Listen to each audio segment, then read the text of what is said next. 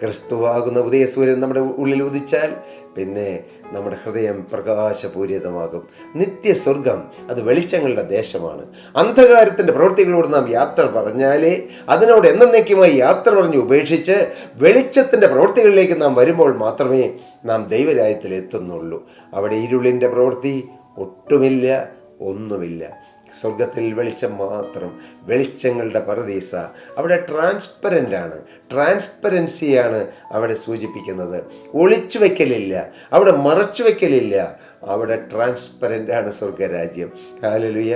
മകനെ, നീ ഇന്നത്തെ ജീവിതം നയിച്ചു പോയാൽ, നിൻ്റെ ജീവിതം ട്രാൻസ്പെറൻ്റ് ആക്കിയാൽ നിനക്ക് അവിടെ നിൽക്കാൻ കഴിയുമോ?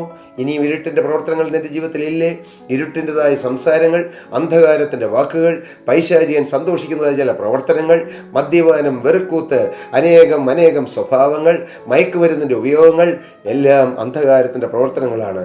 പോരാ, കോപം, ശാഠ്യം, ദ്വന്ദ്വപക്ഷം, അസൂയ, ഭിന്നത, മദ്യപാനം എല്ലാം ഇരുട്ടിൻ്റെ പ്രവൃത്തികളാണ്. പ്രിയപ്പെട്ടവരെ, ആ ജഡത്തിൻ്റെ പ്രവൃത്തികളെല്ലാം ഇരുട്ടിൻ്റെ പ്രവൃത്തികൾ തന്നെയാണ്. അതിനോടെല്ലാം യാത്ര പറഞ്ഞ് നാം വെളിച്ചമാവുന്ന ക്രിസ്തുവിനെ സ്വീകരിക്കുക.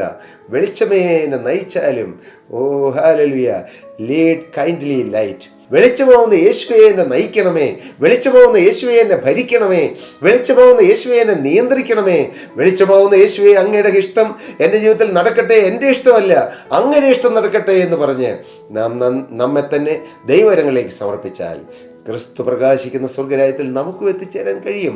മോനെ, നിൻ്റെ ജീവിതത്തിൽ ഇന്ന് പാപമുണ്ടെങ്കിലും ആ പാപത്തോട് യാത്ര പറഞ്ഞ്, മകളെ, നിൻ്റെ ജീവിതത്തിൽ തിന്മകളും ദൈവം ദുഃഖിക്കുന്ന അനേക കാര്യങ്ങളുണ്ടെങ്കിലും അതിനോട് എല്ലാം യാത്ര പറഞ്ഞ് നീ വെളിച്ചമാവുന്ന ക്രിസ്തുവിനെ സ്വീകരിക്കൂ.